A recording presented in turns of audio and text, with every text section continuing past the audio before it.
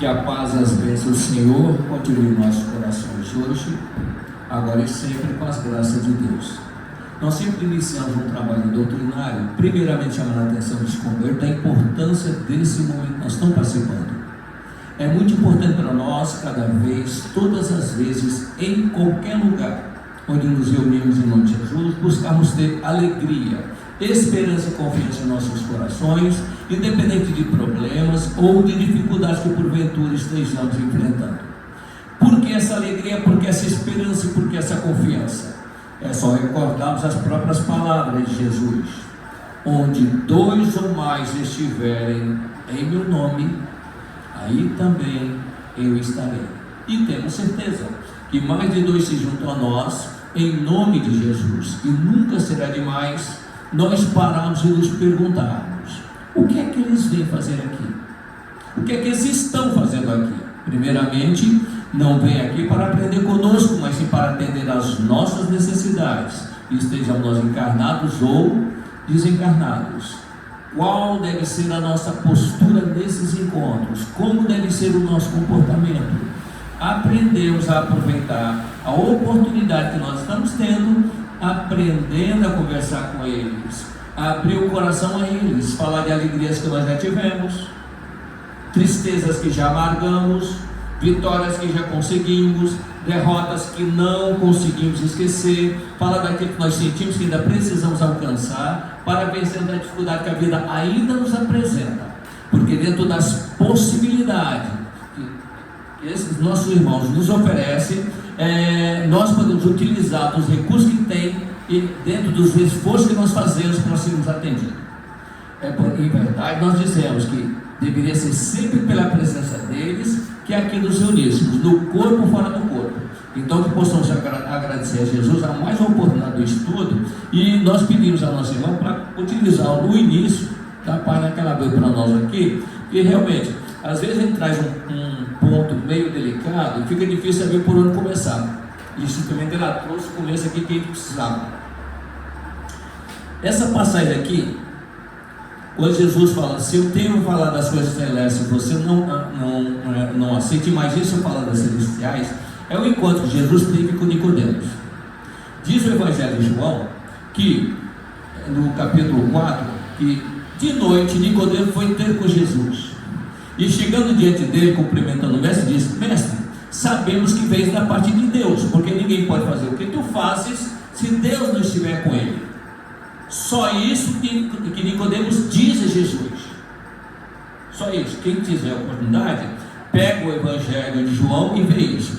Na sequência, João já começa a dizer o seguinte: então Jesus, dirigindo a Nicodemos, diz: em verdade vos digo, Nicodemos, não verá o reino dos céus aquele que não nascer de novo. E aí Nicodemos diz: mas como pode ser isso?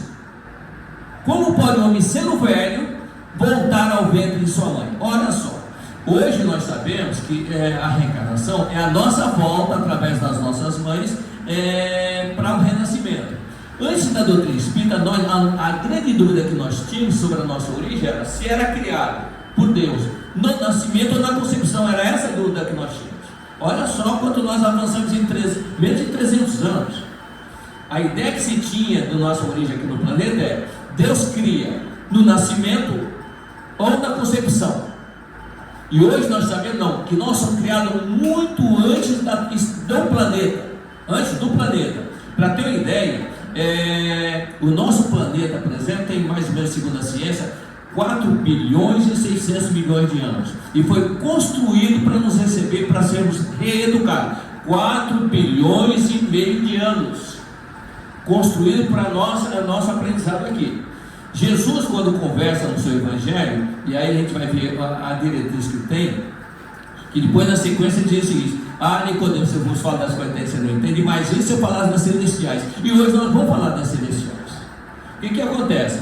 Jesus, no próprio Evangelho Sermão do Cenáculo, porque muita gente gosta muito do Sermão do Monte, que fala das bem-aventuranças, falar das palavras bonitas, a gente fica todo cativante, né? E parece que já conquistou aquilo. Gente, é o que Emmanuel diz, é conquista de cada um, e Jesus disse isso no Evangelho: a cada um segundo as suas próprias obras. No Sermão do Cenáculo, Jesus, é o último dia, Jesus reuniu com seus discípulos, só os discípulos assistiram. Quando ele faz uma oração, Filipe se aproxima dele e diz: Senhor, mostra-nos o Pai e isso nos basta. Depois Jesus conversou com ele sobre a relação que tinha com ele. Filipe diz: Senhor, mostra-nos o Pai e isso nos basta. Jesus vira para Filipe e diz: Filipe, há tanto tempo estou convosco, não me conhece, Filipe? Como disse, mostra o Pai. Quem me vê, vê o Pai. Quem me vê, vê o Pai. Ele havia dito: eu e o Pai somos um. Só que ele afirma: o Pai é maior do que eu. Jesus recebeu a missão de nos reeducar. A construção do planeta, a missão de Jesus é a construção do planeta e a nossa reeducação. As duas tarefas de Jesus estão no início da Gênesis de Moisés. Lá está escrito: no princípio Deus criou os céus e a terra. Quando se diz Deus criou os céus e a terra, está dizendo que, quando fala de Deus ali, Kardec chama a nossa atenção no livro, na introdução do livro dos Espíritos, dizendo o seguinte: que nós temos que ter cuidado com 3 palavras que nós trabalhamos com ela: alma, Deus e Espírito.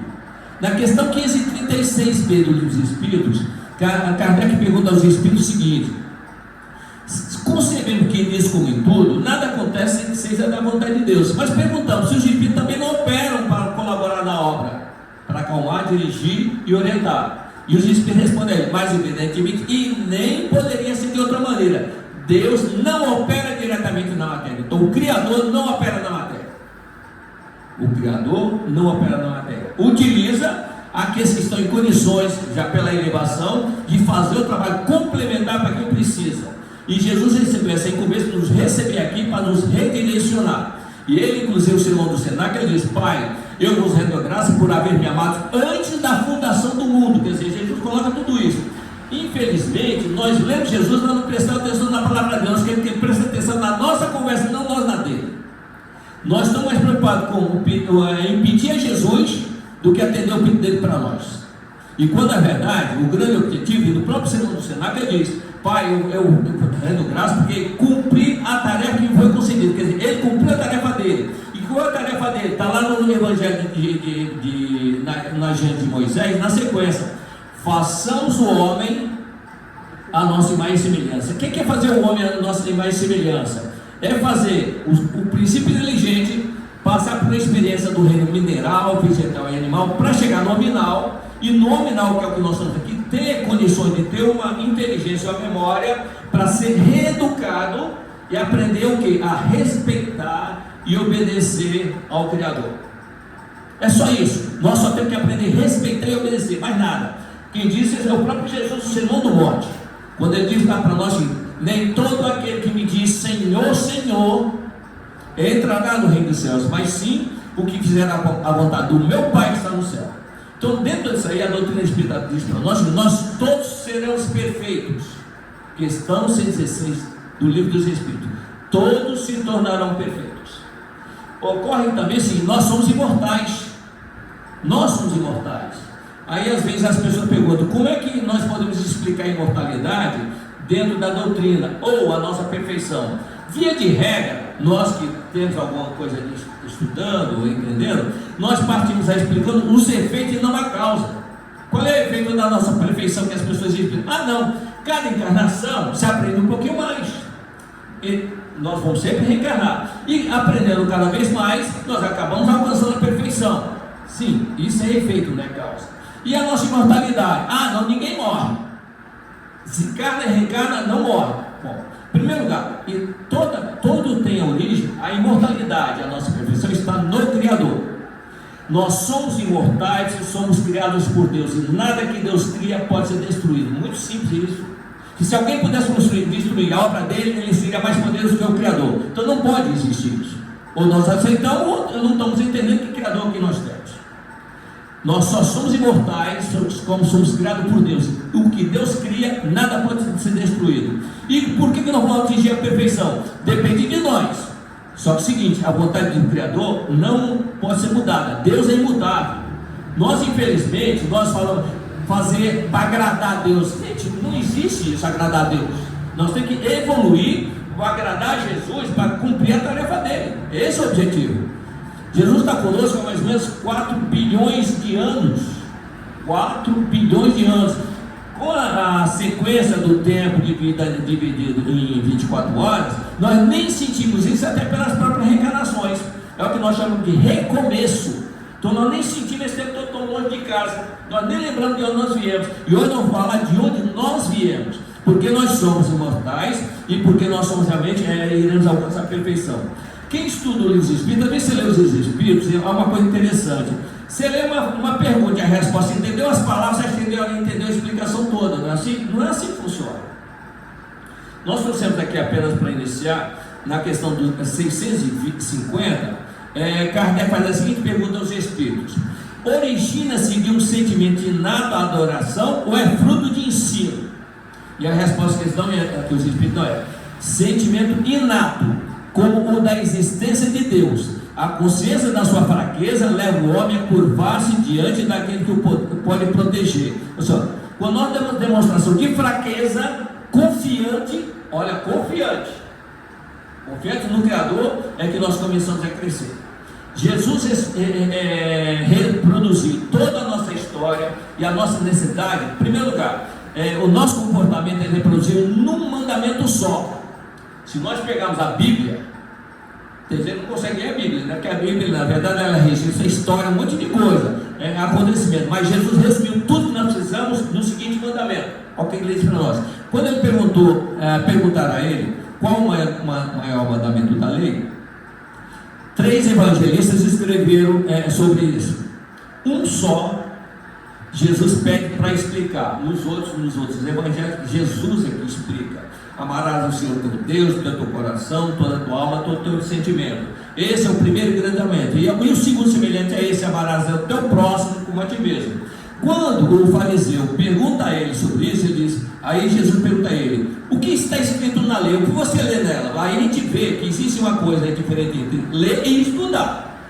Ler, você lê com medo de errar as palavras. Estudar, você lê para aprender e guardar essa informação que for importante, para somar com as outras que vierem em cima desse assunto. E não existe num livro só todo o assunto inerente à nossa origem e o nosso destino. Tem que buscar em cada lugar um pouquinho de informação e vai somando. Veja bem nessa questão que nós falamos, inato é que já nasce conosco.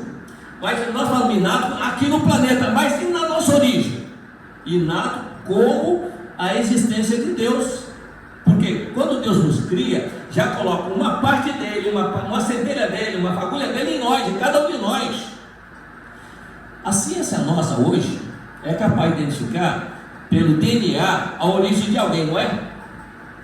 Sabe quem é o pai, quem é a mãe, quem é os pais, não sabe isso? A ciência nossa aqui. Se nós pudéssemos, só para ter ideia, conhecer o DNA do ser inteligente na sua criação, iriam ver que só tem um pai, que todos traz o DNA dele conosco, todos, sem exceção.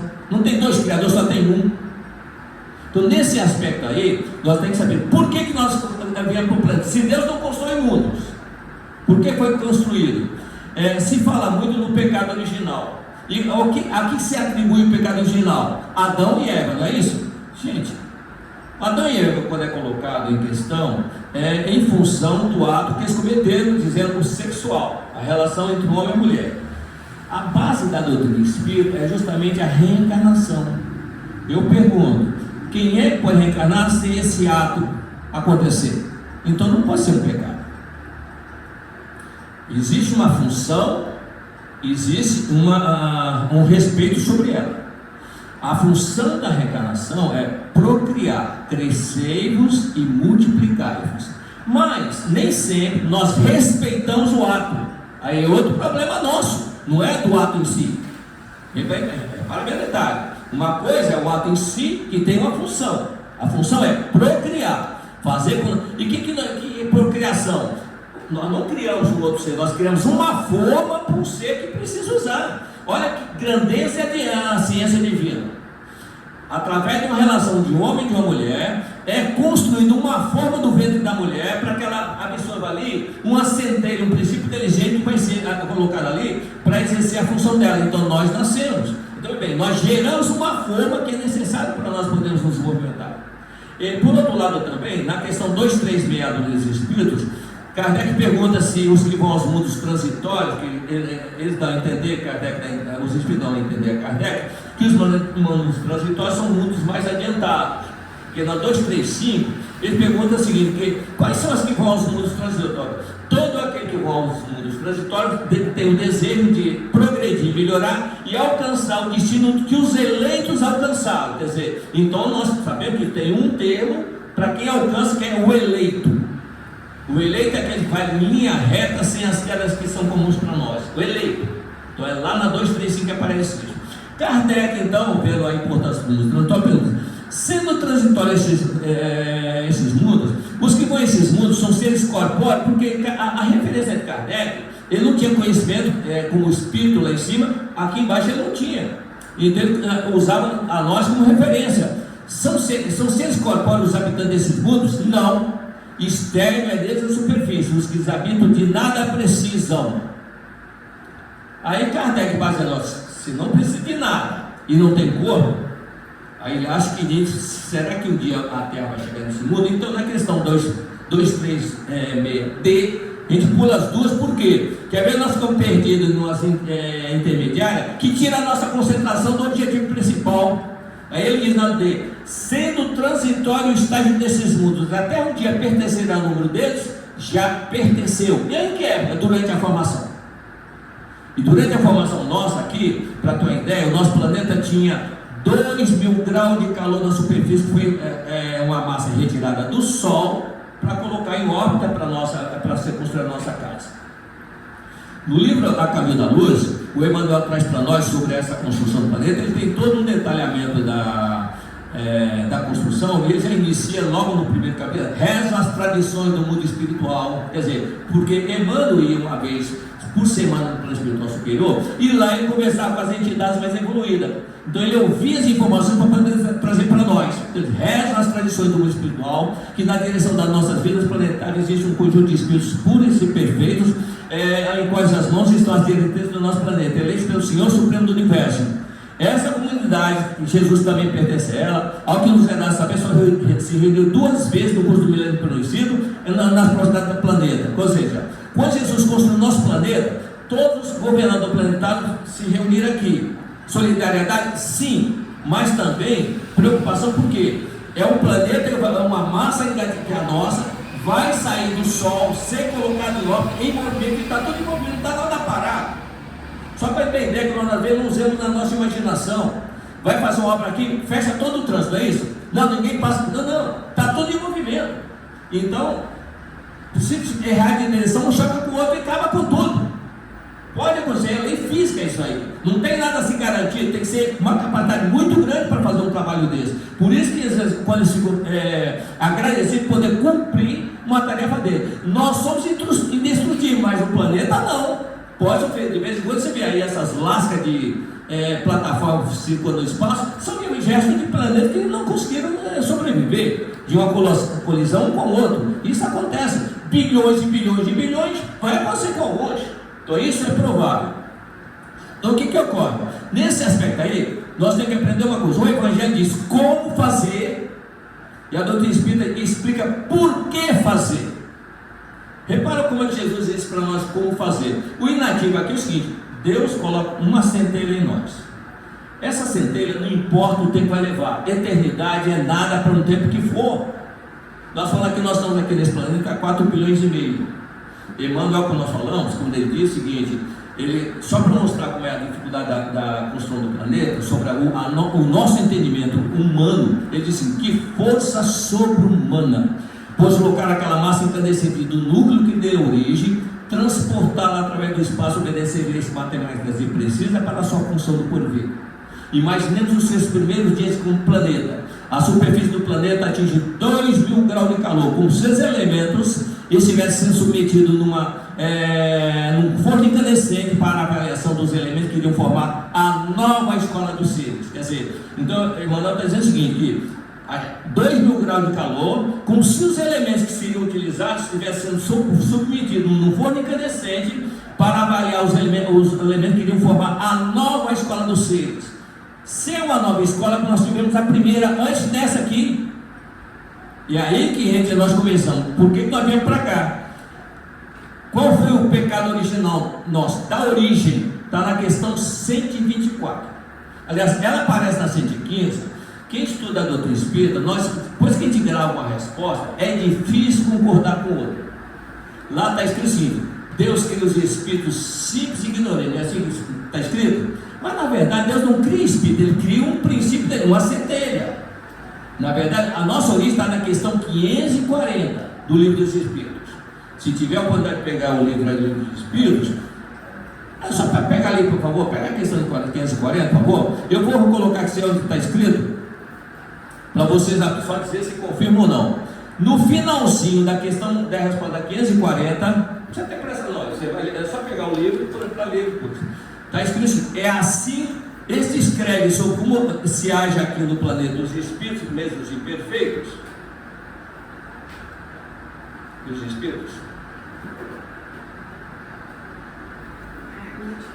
Pega a questão 540, na resposta, quase no finalzinho, eu vou dar um texto aqui, você vai localizar ele aí, ok? Eles falam tudo como é que funciona o nosso processo evolutivo no planeta, mas aí ele diz como é que é na origem. Ele diz assim: é assim que tudo serve, que tudo se encadeia na natureza, desde o ato primitivo até o arcanjo, que também começou por ser átomo. Admirável lei de harmonia que vossa criada espírito está em condições de aprender no seu conjunto. Achou isso aí? Não. É isso aí, exato. Não é isso? Então está escrito aí. Só que você fala assim que já começou, parece que você trouxe uma coisa decorada que não está escrito em lugar nenhum. Eu já li o livro e não vi isso. Não é isso? Sim. É assim que tudo serve, que tudo se encadeia na natureza, desde o ato primitivo até o arcanjo, que também começou por ser átomo. Só para ter ideia da nossa mortalidade, se o planeta aqui tem 2 mil de calor na superfície, que vem do Sol direto, para ter noção do que é prender esse calor no elemento mineral, com 1500 graus derrete o ferro, olha só, e não acontece nada conosco, somos indestrutíveis mesmo, imortais. O Calderaro, no livro Fazendo Essa Viagem Nossa, ele diz o seguinte: a crisada consciência que reside no cristal a rolar na correnteza do rio está em processo libertatório, leva mais ou menos 2 bilhões de anos no cristal. Na árvore frondosa que se aprumou por séculos, está adquirindo a memória. E como é que adquire a memória? Você pega a semente de melancia e joga na terra, nasce o quê? Um pé de melancia. Pega um pé de feijão, joga no chão, os caras joga no chão, nasce o quê? Um pé de feijão. De manga nasce assim. É a memorização. Isso aí é um princípio que somos nós, passando nesse reino superior, até chegar aqui e nós já começamos a reproduzir as coisas, até o nosso corpo também, nós aprendemos a reproduzir. Até só uma coisa me ocorreu ontem, até interessante. Eu até brinquei com um companheiro, olha, o cereal menos preconceituoso que eu conheço é o feijão. Menos preconceituoso que o feijão. Por que isso? Eu estava passando uma conversa assim entre 2 pessoas. Uma pessoa, eu queria fazer um arroz para você. Não, eu só como arroz branco. Eu falei, arroz sempre é branco, né? Você pode notar, não, é branco. Aí eu pensei, então realmente o feijão não é preconceituoso. Nós temos feijão branco, preto, mulatinho e mulato, não tem? Tem todas as cores, né? Então não tem preconceito nenhum com o feijão. Não é uma coisa só para a gente entender como é que funciona o processo nosso de preconceito. O arroz branco. Tem um preconceito que é meio marronzinho aí, né? Mas isso aí a gente quase que não usa. Então o que ocorre? Nesse aspecto aí, o que acontece? Na 115, que fala sobre Deus ignorante, o pecado nosso está lá na descrição do texto, quando ele diz assim: Deus dá determinada tarefa a cada um de nós. Uns aceitam sem murmurar e alcançam rapidamente a felicidade prometida, outros se rebelam e se revoltam. Para esses a eternidade é mais longa. É aí que está o pecado original: não obedecer ao Criador.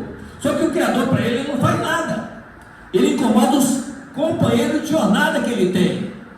É só repetir o seguinte: você vai para uma escola, você está interessado em estudar, você entra na sala de aula, normalmente tem 50 alunos, 30 alunos estão interessados em estudar, 10 alunos aprendem tudo com rapidez, tem 10 que não aprendem nada e atrapalha toda a aula. Já notado isso? Incomoda, não incomoda? A gente não consegue nem prestar atenção na aula por causa assim. É a mesma coisa, não faz diferença, o nível é que diferencia. Então o que acontece?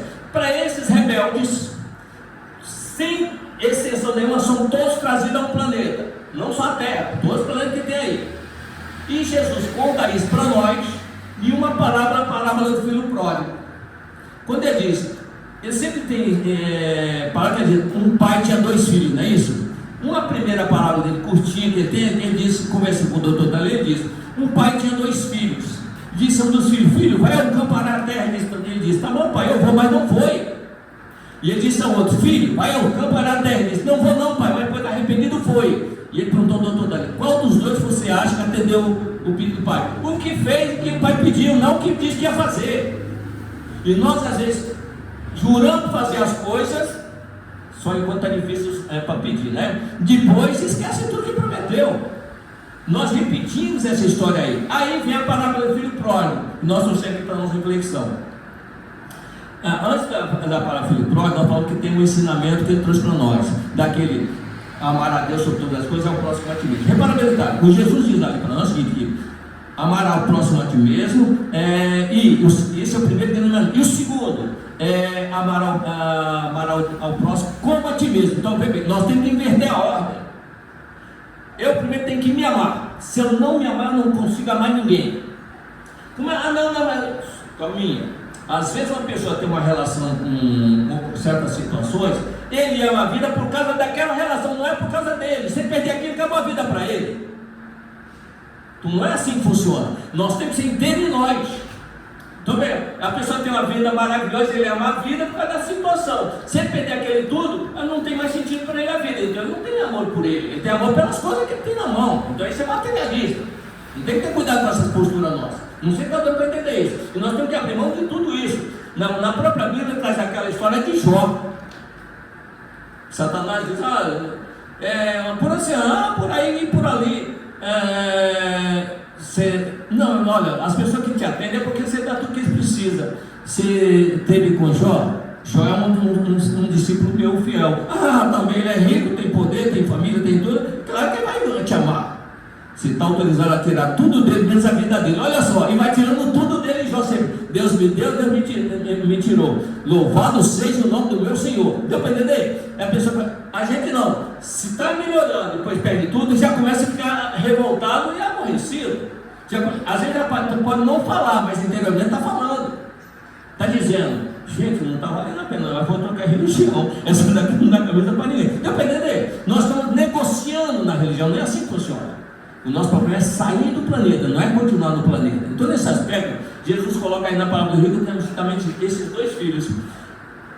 Um homem tinha 2 filhos, disse o mais moço a seu pai, meu pai, dá-me a parte dos bens que me toca, e ele repartiu seus haveres entre ambos. Poucos dias depois, o filho mais moço, juntando tudo que era seu, partiu para um país longínquo e lá dissipou todos os seus bens, vivendo dissolutamente. Repara a verdade. Esse aqui é aquele que fica na 124. Dá ninguém para nós, se não está isso aí. 124. Pois que há espírito que desde o princípio segue o caminho do bem absoluto, e há espírito que desde o princípio segue o caminho do mal absoluto. Deve haver uma quantidade intermediária. Não? Então ele vem para mim. A pergunta de Kardec é a seguinte: deve haver espírito, há espírito que desde o princípio segue o caminho do bem absoluto, e há espírito que desde o princípio segue o caminho do mal absoluto. Deve haver uma quantidade intermediária. Não? Quer dizer, a pergunta dele é só saber essa quantidade intermediária. Ele não tem dúvida sobre, assim que está escrito aí, evidentemente.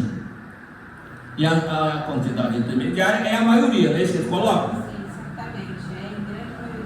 Exatamente. Então está tudo aí. Então repara bem. Então ele fala, esses que seguem o caminho do bem absoluto, que é o que pesa aí, o absoluto. Para ter uma noção sobre isso, nós somos filhos de Deus, não é isso? Quer dizer, você vai estudando, você vai verificando, você tem que ter concordância para doutrinária e verbal para saber se é ou não é. Por exemplo, Sermão da Montanha. Sermão da Montanha, ele traz para nós, se estudarmos as bem-aventuranças, cada um é um estágio de avanço que nós temos. Nós evoluímos por 2 caminhos distintos: o caminho da justiça e o caminho da misericórdia. Isso aí não seria problema nenhum se nós soubermos respeitar quem anda junto conosco. Mas o que às vezes acontece? Por que nós estamos dizendo isso aí? Bezerra de Menezes, doutor Bezerra de Menezes, diz para nós o seguinte: estudando o Evangelho de Jesus com atenção, encontraremos solução para todos os nossos problemas por mais angustiantes.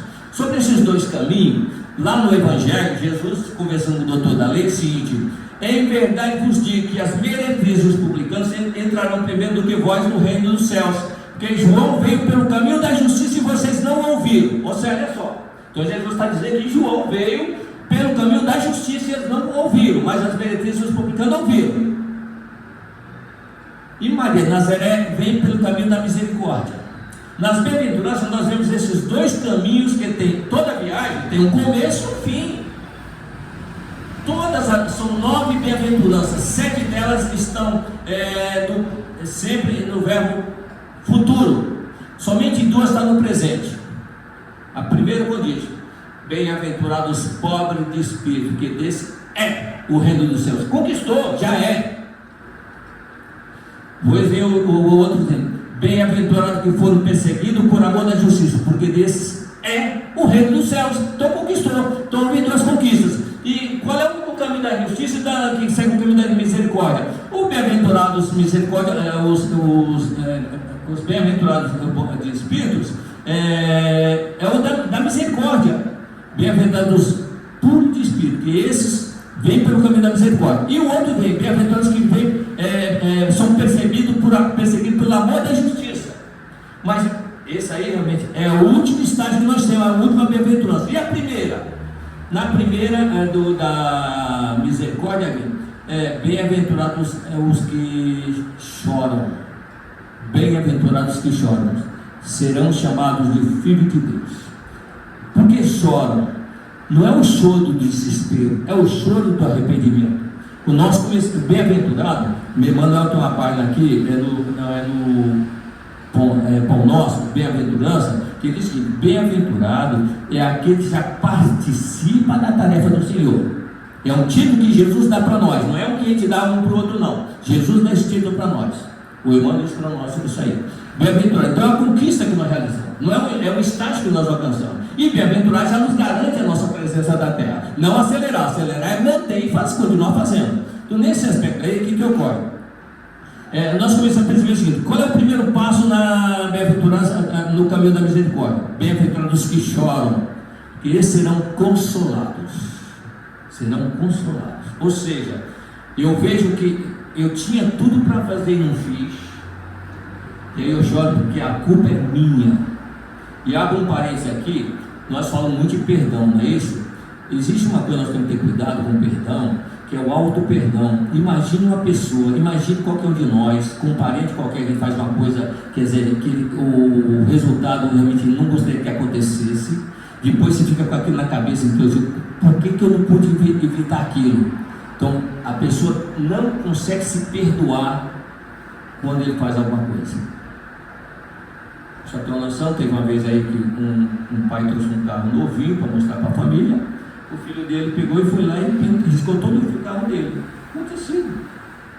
Ele pegou a mão do menino, começou a bater para ele aprender nunca mais fazer aquilo ali. A mão ficou necrosada, tinha que amputar a mão do filho. Imagina o remorso desse pai. Como é que ele pode se perdoar? Me diga. Não é tão simples.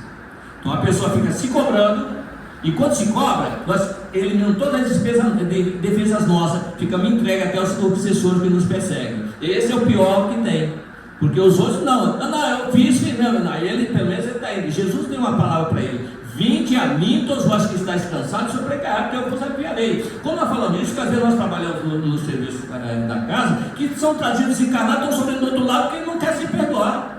A nossa irmã, que é a média do Dr. Bezerra Menezes, a Ivona Mara Pereira, ela um dia visitando o mundo espiritual aqui embaixo, ela chegou com um espírito todo sofredor e disse: não, eu não mereço a ajuda de ninguém. Você não quer o perdão? Eu não mereço. Perdão de Deus não é tirar não é apenas te dar a chance para você pagar o que você deve.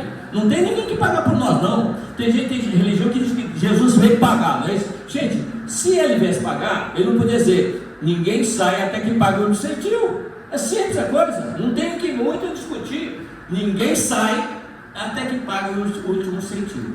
E no caminho da justiça, qual é o primeiro passo que nós temos? Bem-aventurados que têm fome e sede de justiça, serão saciados, serão. Então, como nós dizemos, mas para um pouquinho, mas também diz, bem-aventurados a misericórdia, porque esses alcançarão misericórdia.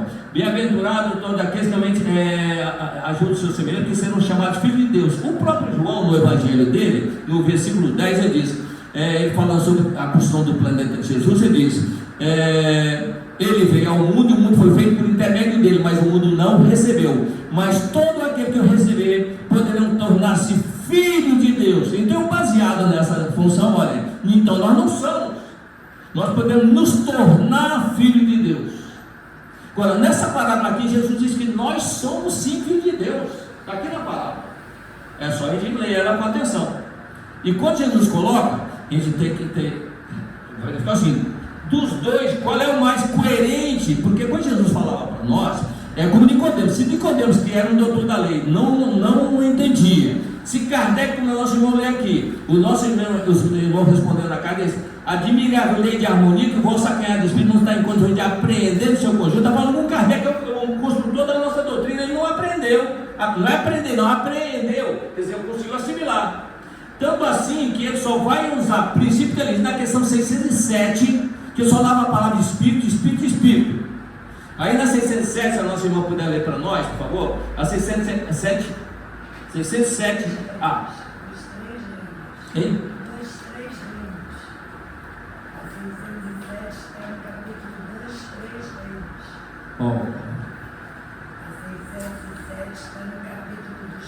Ela vai ler aí sobre 607. Foi dito que a alma do homem em sua origem está no estado da infância na vida corporal, e sua inteligência apenas desabrocha e ele sai para a vida, onde o espírito cumpre essa primeira fase. Ele coloca que parece 190, não é isso? Olha só, o que Kardec usou? A resposta da 190 para fazer a pergunta. Sim. Mas a pergunta dela é: onde passa o espírito, não é isso? A sua primeira fase de. Não é assim? Exatamente. Olha só. Não, agora ela vai ler a 607A. Parece que é assim, eu não sei como é que está aí, dependendo da tradução. 607A, é logo em seguida. Quer dizer, ou parece que é assim, logo depois da resposta.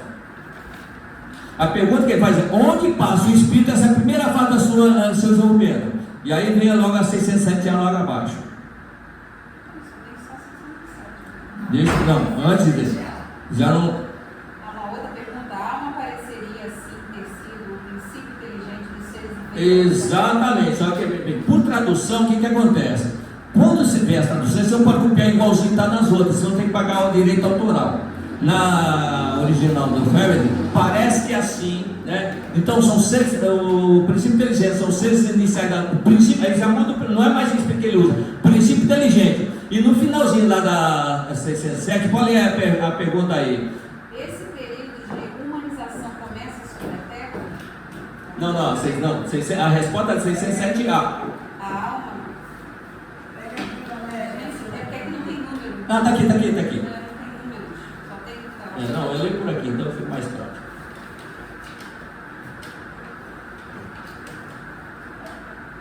Opa. Você poderia pegar aqui por gentileza? Vi a 607A do livro dos Espíritos aí. Não, já estava aqui, cara. Não tem número, só 607 está certo. Não tem A. É que cada às vezes muda, aí você perde um pouco, né?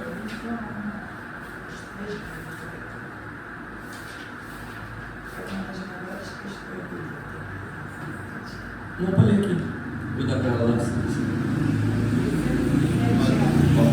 Olha só, parece que as minhas. Parece que assim se pode considerar a alma como tendo sido o princípio inteligente dos seres inferiores da criação. Não tem um não depois?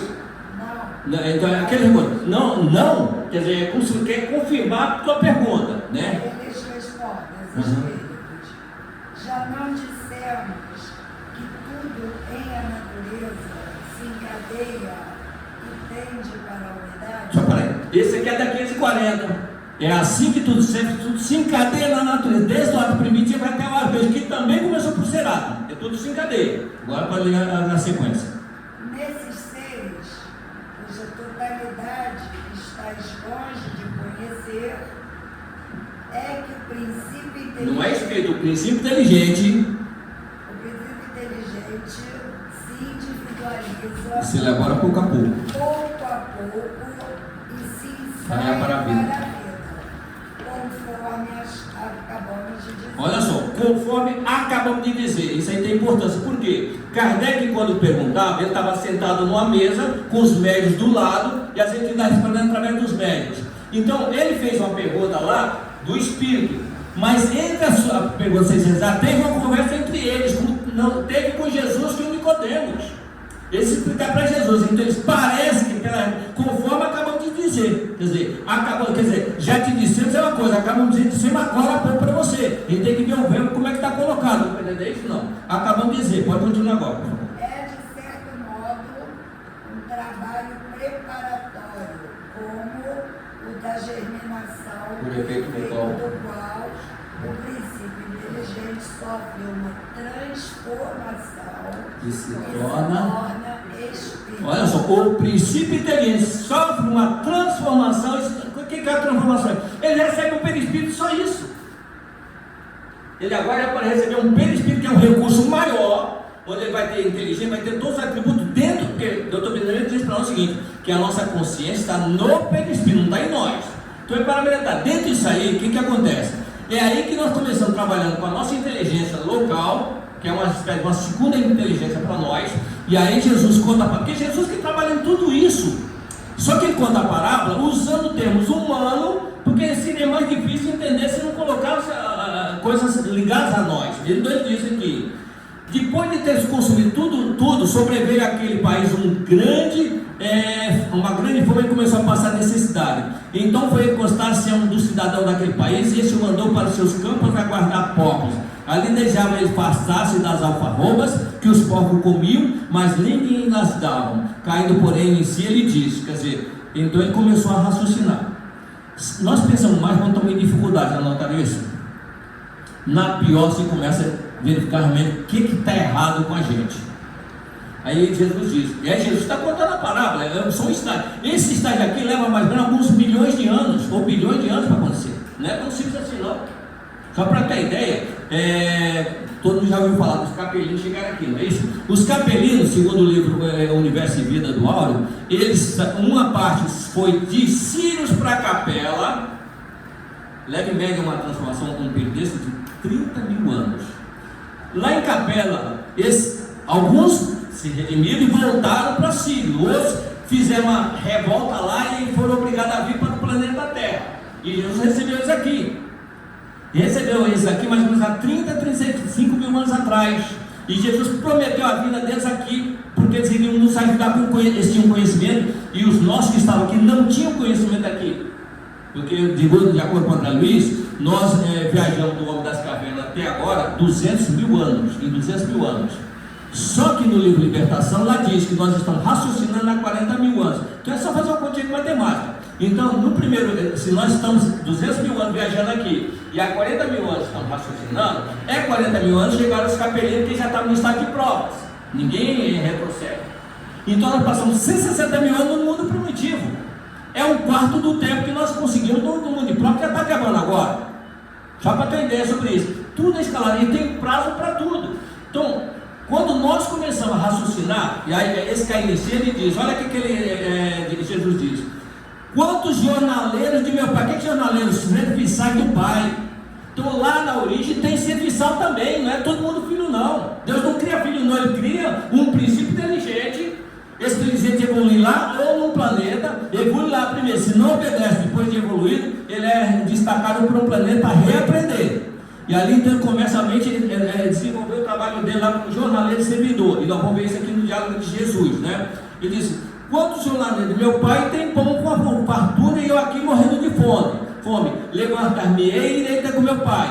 E chegando diante dele, direi: pai, pequei contra o céu e contra ti, já não sou digno de ser chamado de teu filho. Ele disse: isso é determinação. Só que é o seguinte, entre um pensamento e a ação, leva milênios para acontecer. Só para ter ideia sobre isso, nós estamos falando sobre Paulo de Tarso aqui agora há pouco. Paulo de Tarso, para quem não sabe, ele foi José no Egito, o neto de Abraão, o neto de Abraão, filho de Jacó. Voltou mais tarde com Davi, e veio depois com Paulo Estevão, depois foi com Martinho Lutero, 1500 anos depois. O que ele fez com Paulo de Tarso, ainda tem que voltar com Martinho Lutero, 1500 anos depois. Para nós, talvez tivesse, não, ele acertou conta com a lei, não fez nada de novo, não. Às vezes nós temos dificuldade aqui, é pagando o que nós cometemos, não é nada de evolução ainda não. Quando nós nos amamos, nós começamos a crescer. Quando nós amamos o nosso semelhante, nós aí estamos fazendo a lei. Não precisa nem agradar a Deus, já estamos dentro da adoração ao Criador. É isso que Ele quer, que nós respeitamos uns aos outros. Não é o Criador, não, Ele não precisa do nosso respeito. Nós precisamos dar atenção dentro para nós. O Criador, Ele cria, mas não é um tirano que obriga, mas Ele não abre mão da vontade dele. Isso a gente tem que aprender. Ele é eterno. Você sabe, tem ideia do que é eternidade? Só para ter a evolução nossa aí na ciência, até a ciência de desvendar os segredos aí de cima, não tem mais nem 200 anos, que o Galileu, só porque diz que a Terra girava em torno do Sol, ele quase foi queimado, execrado. Os amigos dele pedindo, não, Galileu, vai morrer por causa disso? Ele disse que não, você está errado. Aí ele disse, não, desculpe, eu errei, o Sol gira em torno da Terra. Bom, deixa ele vivo. Aí os amigos saíram, dizem que quando eles saíram, ele bateu o pé no chão. Mas que se move, tudo bem, cara, você está com a verdade, vai morrer por causa dela, por quê? Não, é importante você saber a verdade e viver por ela. Que as outras não vão nem aceitar. Então nesse aspecto aí, repara bem, jornaleiro, e aí olha só quando ele vai encontrar, às vezes a pessoa fala do amor do Pai, não podemos nem discutir o amor de Deus, está fora de discussão. Então, se Jesus que é Jesus, faz o que faz, imagina o Criador, nós estamos julgando Ele, como Deus é maravilhoso. Não é, somos nós que estamos que tem que analisar, nós é que temos que nos corrigir.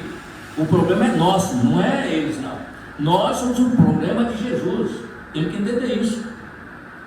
A perfeição é uma fatalidade, mas quem tem que construir ela somos nós, porque o reino de Deus está dentro de cada um de nós, somos nós que temos que construir. Então ele continua dizendo, ele chegou diante do Pai e diz,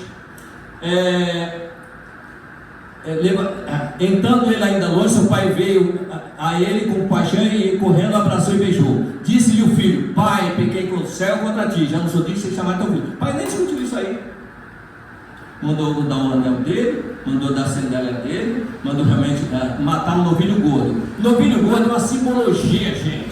Se nós que somos nós chegamos aqui sem corpo, para que matar boi lá em cima? Não existe isso.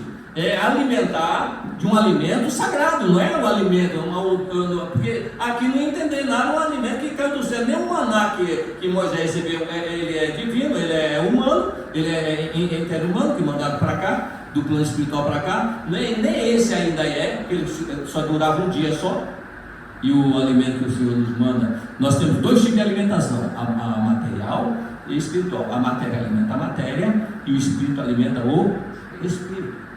A oração às vezes faz milagres e realmente a matéria não realiza, né? E aí diz, o pai porém disse aos seus servos, então tem servo lá. O pai disse aos seus servos, trazei depressa a melhor roupa e vestilha, e ponde-lhe o anel dos dedos e na sandália nos pés. Trazei também um novilho cevado, matai e o comamos reduzemos, porque esse meu filho, não falou que era irmão, não poderia falar, esse seu irmão, não é isso? Não é irmão ainda. Esse meu filho estava morto e reviveu, estava perdido e se reencontrou. Quando o filho começou a festa, quando o filho chega do campo, olha só o que acontece. Ora, o seu filho mais velho estava no campo e quando voltou e foi chegando a casa, ouviu a música e a dança e chamando os criados. Está Jesus dizendo, é criado, não é irmão não. Perguntou, um deles respondeu, chegou teu irmão, não falou nosso irmão, está bem claro isso? Não, senão Jesus usaria os verbos, não, nosso irmão chegou, aquele saiu, não, teu irmão voltou, e nós não somos irmão dele ainda. Há um nível, isso é uma hierarquia, é só para mostrar que tudo tem uma hierarquia, e é conquista de cada um de nós. Teu irmão voltou e teu pai mandou matar no filho gordo. E agora repara bem o detalhe, a reação do filho, que ele diz, olha só que o filho disse para o pai, há tantos anos que te cito sem jamais transgredir uma ordem tua. Esse é o que nunca errou da 124. Mas ele não aceitou o irmão ser recompensado. Ele não perguntou pelo irmão. Não perguntou. Não houve essa relação. E aí o pai diz a ele: filho, teu irmão voltou. Pai, eu nunca transgredi um dos teus mandamentos. O senhor nunca me deu um cabrito para eu oferecer para os meus amigos. No entanto, esse teu filho, nem chama de irmão, esse teu filho, ele reconhecia que era filho, esse teu filho retornou. Se matar um novilho gosto, você nunca me deu nada para dar para os meus amigos. Filho, você sempre esteve comigo. Eles nunca são de perto do pai, gente. Quem sempre somos nós. Nós é que saímos de perto do pai. Ele continuou lá. Só que olha só o detalhe. Mas parece uma incoerência, né? Ele perto do pai, não aceitar a volta do irmão e ser recompensado pelo pai. Deu para entender isso? Aí nós vamos na parábola daquele administrador infiel, vocês devem conhecer, que um senhor, Jesus que conta, porque Jesus conta as parábolas, ele está falando de nós, porque só existem 3 seres no universo, 3, questão 27, por favor. Quem está com o livro de vê a 27 aí para nós, questão 27. Há então 2 elementos gerais do universo, a matéria e o espírito? Resposta: sim, e acima de tudo Deus, o Criador, o Pai de todas as coisas. Deus, espírito e matéria constituem o princípio de tudo que existe. É isso aqui, olha. Deus, espírito e matéria constitui o princípio de tudo, né? Quase tudo, de tudo que existe. Então só tem essas 3 coisas. O Criador, como tirei fora, a matéria que dá isso aqui, e nós, só temos nós. O Criador, a matéria e nós, só tem isso, não tem mais nada. O resto é variedade, unidade e variedade, só tem isso, não tem mais nada.